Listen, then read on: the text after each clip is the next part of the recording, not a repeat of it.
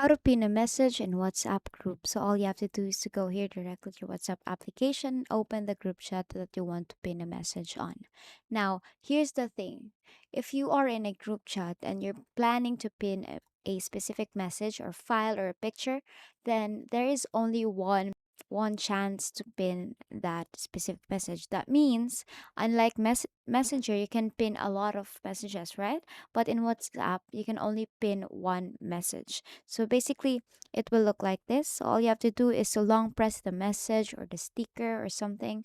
Then here you will see the pin option. Click on pin and you'll be asked to pin it for 24 hours, 7 days, or 30 days. And then you can unpin it anytime you want. So if you want to stay that for like 7 days, tap on 7 days and basically it will automatically unpin itself once 7 days pass. Now, here's the thing that I have been talking about.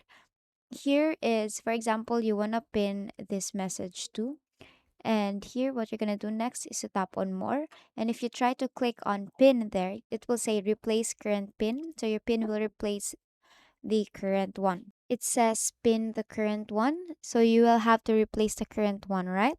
Now, if you want to replace the current pin, is you can just tap on continue there. And then again, do the same process, depends on you. Now, if you're trying to look for the pin message, all you have to do is on the upper part, you'll see this pin.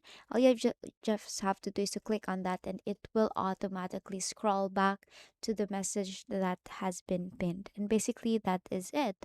And that is how to pin a message in WhatsApp group. And that is all for today. If this video helped you, please don't forget to like, share, and subscribe to YouTube channel to show your support.